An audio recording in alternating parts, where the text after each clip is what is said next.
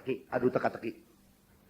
Kalau bisa menang teka-teki saya, boleh lewat jalan ini. Wah, ini jenderal bilang anak kecil bisa apa? Ayo, kamu mau teka-teki apa sama saya? Tuh anak bilang, tuh lihat kampung di bawah. Kelihatan rumah-rumah? Ya kelihatan. Coba hitung jumlah orangnya ada berapa. Jenderal bilang, gila kamu. Siapa yang bisa ngitung orang begitu jauh? Oh, jadi terlalu jauh ya? Iya jauh. Kalau gitu ambil yang dekat. Coba hitung bulu mata saya. Itu jenderal ketawa, saudaraku. Dia bilang, taluk saya kalah. Dia pakai jalan yang lain. Nggak boleh sombong. Kalau sombong anak kecil juga bisa ngalahin. Saudara-saudaraku nggak boleh sombong. Nggak boleh sompral. Nggak boleh sombong. Nggak boleh sombong. Nggak boleh sombong. Nggak boleh, saudara-saudaraku. Nggak boleh. Ya itu sebabnya kita harus datang. Sebab hanya pada Allah ada ketenangan. Kita baca terus. Sebab daripadanya lah harapanku. Hanya dialah gunung batuku dan keselamatanku, kota bentengku, aku tidak akan goyah. Pada Allah ada keselamatanku dan kemuliaanku. Gunung batu kekuatanku, tempat perlindunganku ialah Allah. Dibulak-balik. Dia keselamatanku, kekuatanku, gunung batuku, benteng perlindungan. Di dalam dialah aku tidak akan goyah. Aku tidak akan goyah. Aku tidak akan goyah. Aku tidak akan goyang. Aku tidak akan goyang. Aku tidak akan goyah. Aku tidak akan bergerak. Aku tidak akan goyah. Aku tidak akan goyah. Kalau saudara dengar suara-suara dari dunia, saudara akan goyah. Kalau saudara dengar suara-suara ini, saudara-saudaraku, saudara akan bingung, akan goyah. Ada satu saudara baru beli mobil Honda Accord 86. Yang dealernya bilang, waktu belum devaluasi nggak mau beli. Sekarang udah devaluasi baru mau beli. Kenapa sih kok? Dia bilang, waktu belum devaluasi saya nggak punya duit. Sekarang udah devaluasi saya punya duit. Jadi engkau nggak usah tanya kenapa saya beli sekarang. Sebab justru sekarang saya diberkati Tuhan. Saya punya duit untuk beli itu. Jadi saudara-saudaraku, devaluasi of tidak devaluasi no problem buat kita. Ada yang saudaraku waktu devaluasi, wah tepok-tepokan, saya punya dolar banyak, berat aku. Devaluasi tidak apa-apa sebab dia pegang dolar. Tapi ribuan orang menangis. Ribuan orang saudaraku mengeluh oleh karena dia tidak punya dolar. Dia tidak punya dolar. Apalagi yang kayak saya, recehan melulu di dompet, saudara-saudaraku. Ya, tentu mengeluh. Tentu ada rasa kecewa. Tetapi untung kita punya ukuran bukan dolar. Ukuran kita adalah firman Allah. Ukuran kita adalah sabda Tuhan. Gunung batu kita adalah firman Allah. Nggak peduli biarpun bensin 1 liter 1.000 rupiah. Tidak peduli. Sebab Tuhan tetap akan memberkati kita. Kalau nggak ada bensin, air kita isi jalan tuh mobil. Kalau didorong. Saudara-saudara. Kenapa? Ya, Tuhan bisa kerja dengan segala macam, saudara-saudaraku. Pekerjaan. Terjadi, ini pernah terjadi, saudara-saudaraku, di Amerika. Tuhan bisa jalankan segala sesuatu, tidak ada yang mustahil bagi dia. Kenapa orang bisa percaya jalangkung bisa nulis jalangkung, setan bisa nulis jalangkung. Kalau ke depan tuh jalangse, kalau ke belakang jalangkung katanya. Dia bisa nulis nomor-nomor katanya. Kenapa orang bisa percaya setan itu? Kenapa Tuhan nggak bisa? Kenapa saudara nggak bisa percaya Tuhan yang bisa memberikan saudara-saudaraku keajaiban yang luar biasa? Kita percaya ukuran kita dia. Nah, ayat ke-9 adalah intinya daripada Mazmur 62. Percayalah kepadanya setiap waktu. Waktu senang, waktu susah, waktu ada percobaan, waktu tidak ada percobaan, waktu musim kemarau, waktu musim hujan, waktu paceklik, waktu di dalam keadaan saudaraku, segala macam keadaan, percaya sama Tuhan. Percayalah kepadanya setiap waktu, hei umat. Saudara mau percaya kepada dia? Bagaimana tandanya orang percaya? Curahkanlah isi hatimu di hadapannya. Curahkan isi hati saudara di hadapannya. Ada banyak orang curahkan isi hatinya sama pacar. Curahkan isi hati saudara-saudaraku sama manusia. Curahkan isi hati keberatan sama ahli jiwa, ilmu jiwa. Curahkan sama dokter jiwa. Kenapa kita tidak curahkan kepada Tuhan? Kenapa air mata kita tidak berikan di kaki Tuhan? Itu tempat yang tepat. Kenapa kita mengadu sama manusia? Kenapa kita mengadu kepada orang yang masih ada nafas? Katanya firman Allah, terkutuklah orang yang mengandalkan manusia. Terkutuklah orang yang mengandalkan kekuatan orang. Mari kita bersandar sama Tuhan. Curahkan isi hatimu di hadapan dia. Curahkan, ada kesusahan, kasih tahu sama dia. Kasih tahu kepada dia. Ada problem, kasih tahu, curahkan. Ya. Curahkan isi hatimu, persoalanmu sama Tuhan. Ini suruh, Tuhan suruh. Kalau dia suruh berarti dia bisa menampung. Berarti dia bisa menampung segala problem yang kita hadapi. Curahkan. Curahkan isi hatimu. Curahkan isi hatimu. Kasih tahu kepada dia. Curahkan. Allah ialah tempat perlindungan kita. Sela. Renungkan.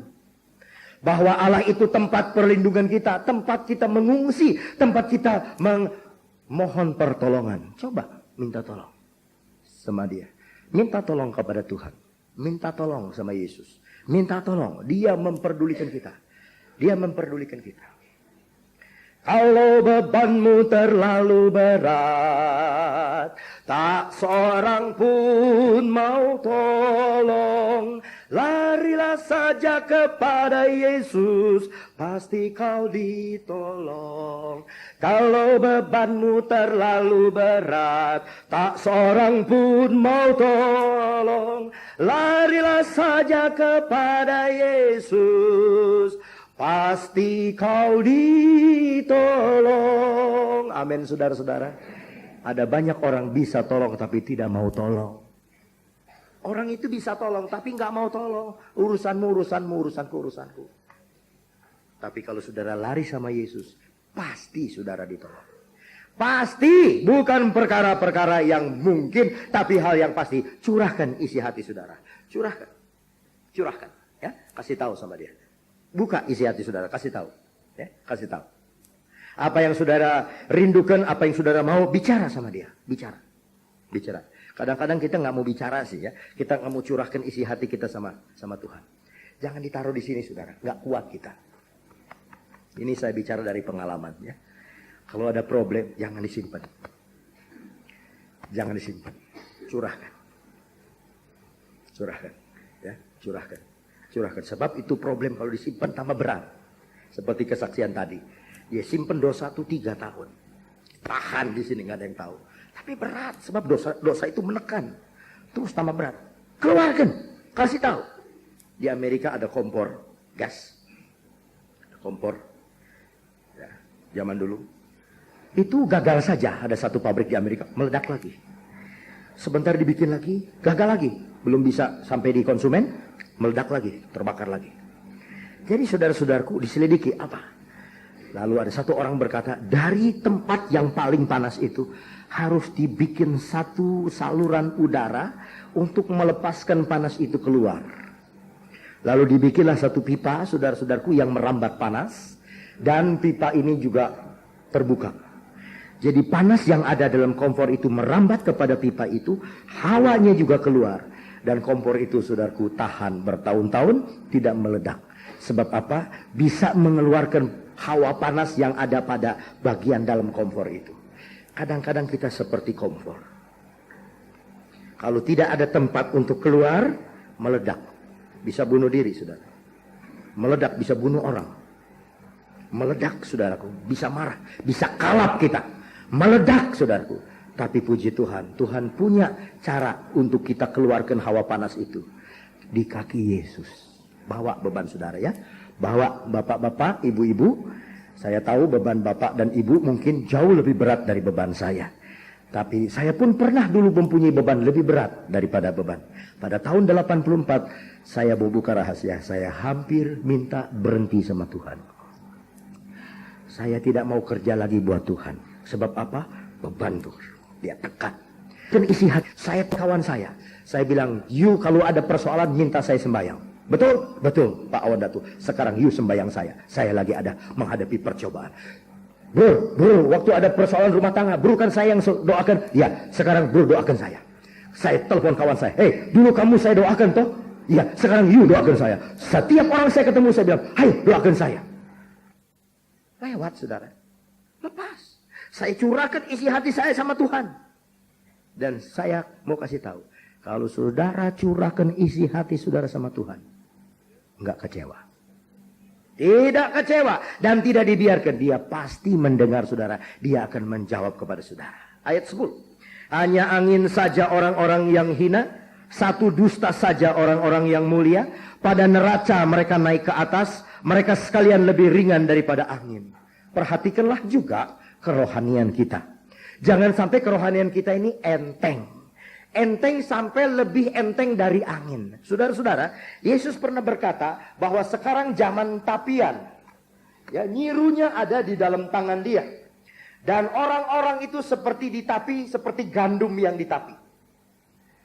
Gandum yang ada isi, dia tinggal di tapian.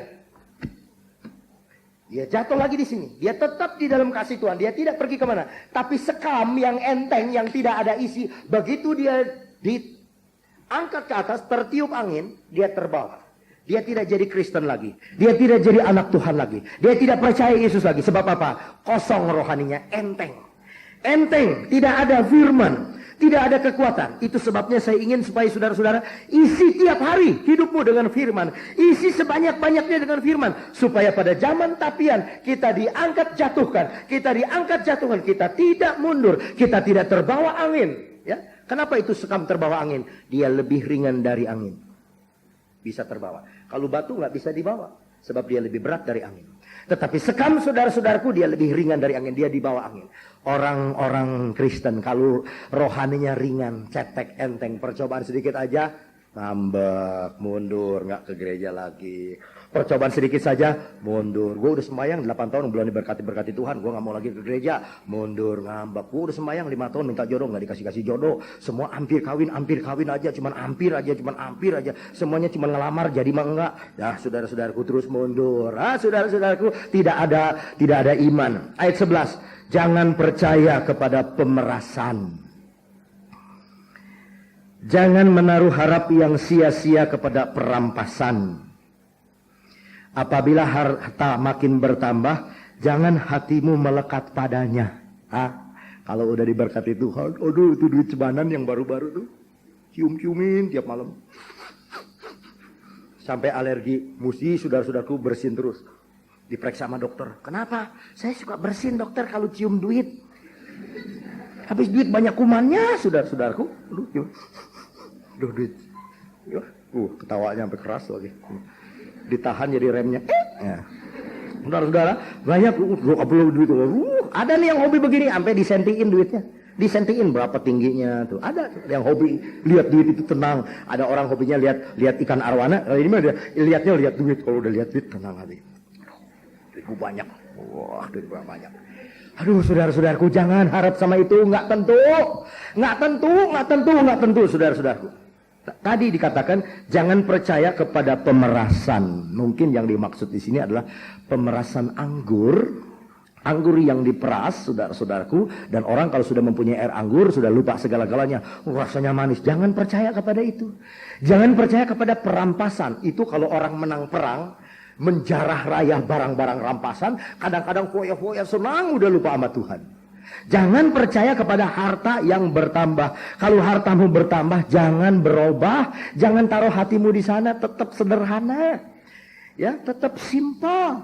Kalau bertambah, jadi saudara jadi kaya, tetap simpel. Ya. Ibu-ibu tetap sederhana. Kaya tetap begitu, nggak berubah. Ya. Yang berubah mah cuma duitnya aja nambah. Saudaraku, tetapi dia punya tabiat nggak berubah. Dia baik, tetap baik. Dia ramah. Dia nanya orang, tetap nanya orang. Jangan baru kaya sedikit jadi OKB, orang kaya baru, atau OBK, orang baru kaya. Udah jadi lain, kita jalan nenggak ke atas, saudara-saudaraku ya.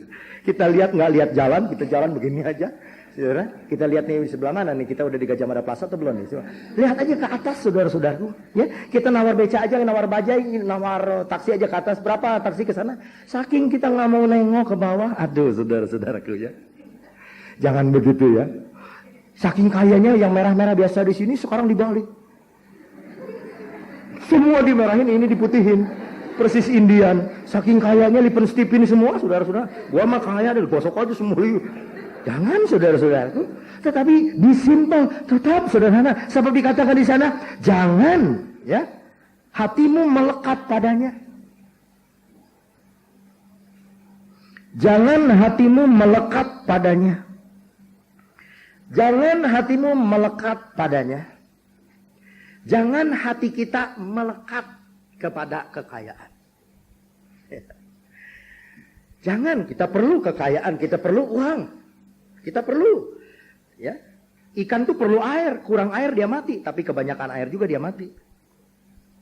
Kalau airnya nggak diukur, ikan koki bagus-bagus, cuan pakai air mancur, mati ikan koki saudaraku, sebab dia biasanya harus kalem cukup air. Demikian juga kita, hati-hati. Jangan kita punya hati melekat sama, kalau saya udah bilang duit itu, kalau nggak bilang duit, kalau nggak gali duit nih, hari ini rasanya gerah. Saudara-saudara, hati-hati, jangan melekat hati kita, jangan melekat hati kita. Hati-hati, jangan melekat, jangan melekat.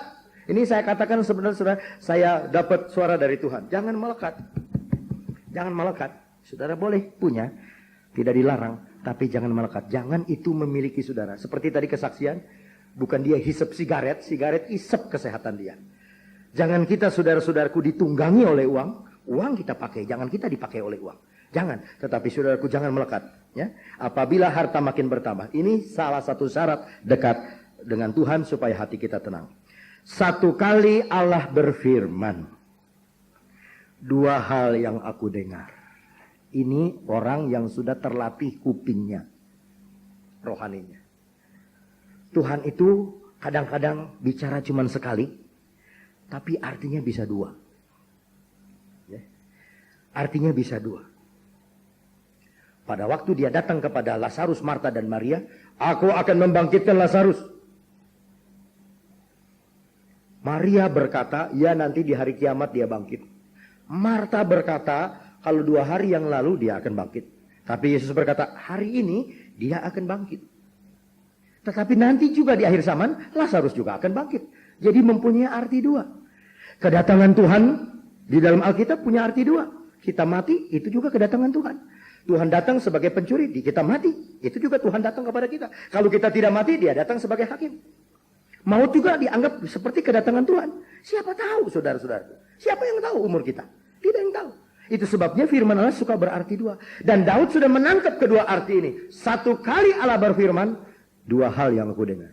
2 kali aku mendengar. Apa? Yang pertama, bahwa kuasa dari Allah asalnya. Amin.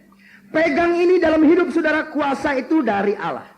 Kuasa itu dari Allah. Kuasa itu dari Allah. Kuasa itu dari Allah. Yang kedua, dan daripadamu juga kasih setianya. Kasih setia, ya Tuhan. 2 hal.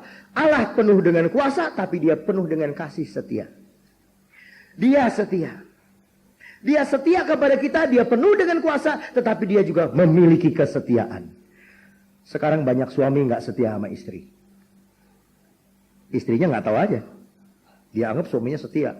Duduk makan sama-sama, mentega aja dilamot sama-sama, minum Coca-Cola 1 kaleng berdua. Suami minum isinya, dia ambil kalengnya. Saudara-saudaraku, segala kelapa minum berdua, apa berdua, naik bajai berdua. Dia nggak tahu tuh suaminya udah punya pelabuhan yang lain. Kasihan istri yang demikian. Dia percaya sama lakinya. Lakinya main loloh aja, dikasih mobil istri. Wah, nih mam, mobil Eke baru beli nih. Waduh, nih mam, mobil-mobilan buat anak kita. Nih mam, ini semua. Nih mam, wah, diporsir. Tapi dia udah punya lagi mami kecil. Sekarang krisis kesetiaan. Ada yang udah punya suami. Aduh, saudara-saudaraku, ini banyak, kalau mau menyeleweng banyak caranya. Habis kita bagaimana ya? Kita lagi ada di tangga berjalan tuh di Gajah Mada Plaza. Lirikan pertama. Aduh, dalam lirikan pertama, kepunya hati sampai per-peran. Udah punya laki masih begitu. Udah punya suami masih begitu. Bagaimana? Habis bagaimana ya? Kalau cinta kan nggak bisa ini. Kan kita harus jujur kepada diri sendiri. Lalu dia lupa kepada suami. Mula-mula jadi pra yang suka bikin itu tuh pragawati. Lama-lama watinya hilang, tinggal praganya, saudara-saudaraku. Ya, gaknya hilang, tinggal pra, atau paknya hilang, tinggal raganya. Raganya dia kasih. Hati-hati, saudara-saudara. Ya, banyak nih kasus di Jakarta ini udah biasa nih. Saking biasanya orang udah anggap lumrah. Enggak, Tuhan enggak anggap lumrah. Tetap itu dosa. Tetap Tuhan akan hukum. Jangan saudara anggap itu saudaraku lumrah. Tidak ada lumrah-lumrahan dalam kerajaan sorga. Ini udah lumrah. Kita tahun 86. Kan kita ini udah zaman modern. Zaman jet set. Zaman modern sekarang udah lumrah, nggak ada lumrah-lumrahan. Firman Allah standarnya tidak pernah turun. Siapa yang melanggar aturan sabda Tuhan, dia akan dihukum. Ada banyak anak-anak tidak setia sama orang tua. Saya baru ketemu satu bapak, ngalamun aja, ngalamun. Dia punya anak 3, 1 pria 2 wanita, semuanya jatuh dalam perzinahan. Belum 25 tahun. Sampai bapak ini bingung. 1 pria 2 wanita, jatuh 3-tiganya tuh anak dalam perzinahan. Saudara-saudara, aduh, keadaan ini bukan keadaan yang main-main. Ini keadaan yang sangat berbahaya. Itu sebabnya katanya firman Allah, kuasa dari Allah, tetapi juga dia setia. Dia setia. Berapa banyak kita nggak setia sama dia? Berapa banyak kita janji sama dia, janji, tapi tidak ditepati. Tapi kalau Tuhan janji sama kita, dia pasti tepati, sebab dia setia. Saudara-saudara, kalau ada suami di sini lupa sama istri, mari kembali. Kembali kepada keluarga, kembali kepada anak-anakmu, kembali kepada istrimu. Setia.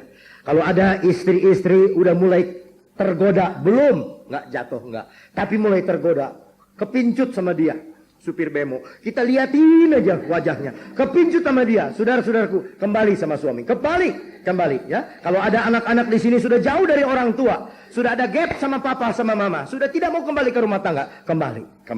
Kalau ada di sini orang tua yang sudah jauh dari anak-anak dibiarkan, mari kembali kepada rumah tangga. Kita belajar setia, kita mau setia, sebab Allah kita setia, kita umatnya harus setia. Amin, saudara-saudara. Dan ayat terakhir dikatakan, sebab engkau membalas setiap orang menurut perbuatannya. Allah tuh ada di sini sekarang, di atas kepala kita, main kontan sekarang. Setia, dia setia. Ya, kita jujur, kita diberkati. Kita setia, kita diberkati. Kita rendah hati, kita diberkati. Curahkan isi hati, dia perhatikan kita. Kita minta ketenangan, dia beri keteduhan, dia beri ketenangan. Tapi sebaliknya kalau kita melanggar firman Allah, kontan. Sekarang nggak nunggu lama-lama, kontan, saudara-saudara.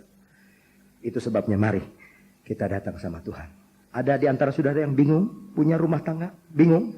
Ada pemuda-pemudi di sini yang belum mendapat pekerjaan, rasanya bingung, bimbang. Tidak ada keteduhan, tidak ada ketenangan. Dekatkan diri saudara sama Tuhan. Dekatkan rohani saudara sama Tuhan. Dunia tidak memberikan damai, dunia tidak memberikan saudaraku kestabilan, dunia tidak memberikan ketenangan, hanya Tuhan.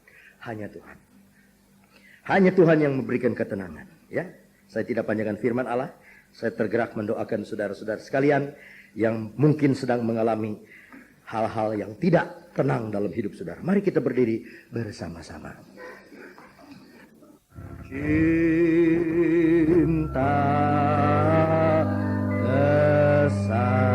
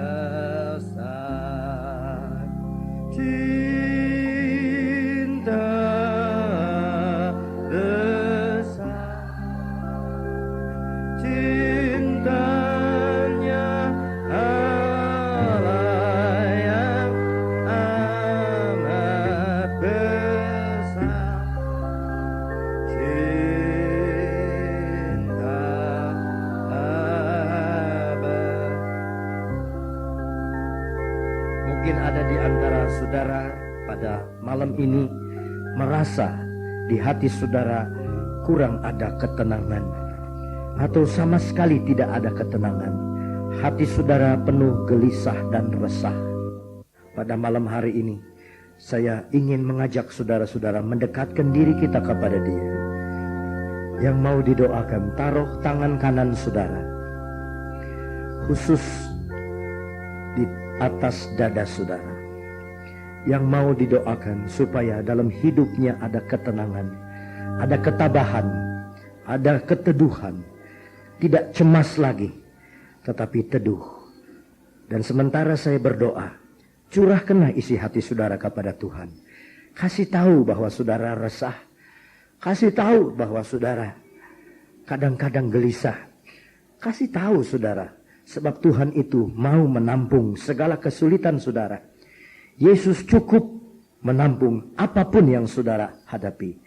Sementara saya berdoa bagi saudara, dan tangan saudara diletakkan pada dada saudara, saudara pribadi berdoa kepada Tuhan. Kalau bisa berdoalah dengan suara yang terdengar oleh telinga saudara sendiri. Berdoa kepada Dia dan minta Tuhan masuk dalam hati saudara, sebab hanya pada Dia ada ketenangan itu. Mari kita berdoa bersama. Bapa kami di dalam sorga, pada malam hari ini kami datang kepadamu ya Tuhan. Oh Yesus, Engkaulah Raja Damai, Engkaulah tempat kami berteduh, Engkaulah Tuhan tempat satu-satunya di mana kami mendapat ketenangan, di mana kami mendapat ketentraman yang besar. Oh Tuhan, Engkaulah satu-satunya.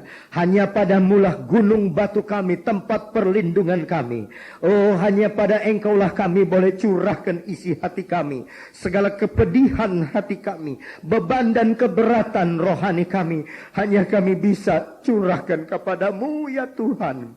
Tuhan, Engkaulah satu-satunya tempat kami berlari, tempat satu-satunya tempat kami menjatuhkan diri kami di kaki-Mu, tempat satu-satunya yang bisa menampung hati kami yang susah, tempat satu-satunya di mana kami boleh dihargai air mata kami, tempat satu-satunya di mana Engkau menghitung Tuhan segala persoalan-persoalan kami. Tuhan, Engkau juga satu-satunya yang bisa menolong kami, Engkau satu-satunya yang bisa melindungi kami. Tuhan, melihat tangan-tangan yang sudah ditaruh pada dada masing-masing, Tuhan, apa yang menjadi keresahan mereka, apa yang menjadi Tuhan Yesus ketidaktenangan mereka pada malam hari ini, kami berseru kepadamu Tuhan. Kami mau dengar firman-Mu Tuhan, kami mau dengar-dengaran kepada sabda-Mu, telinga kami mau terlatih bagi Engkau. Tuhan, kami mau mendekatkan diri kepadamu, sebab hanya padamu kami tenang, hanya di dalam Engkau kami tenang. Tuhan, demi nama Yesus kami berdoa. Kepada Bapa dan Ibu yang pada malam hari ini hatinya belum tenang, hatinya kurang tenang, demi nama Yesus aku berdoa, berdiri di atas firman Allah.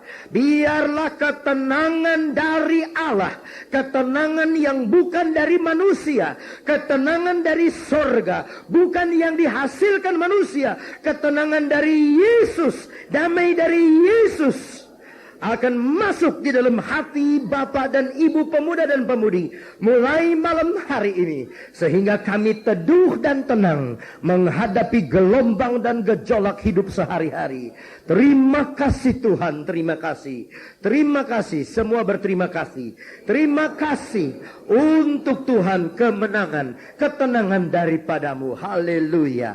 Terima kasih Yesus, terima kasih, haleluya. Yang datang dengan gelisah pulang sebentar dengan ketenangan dari Tuhan Yesus.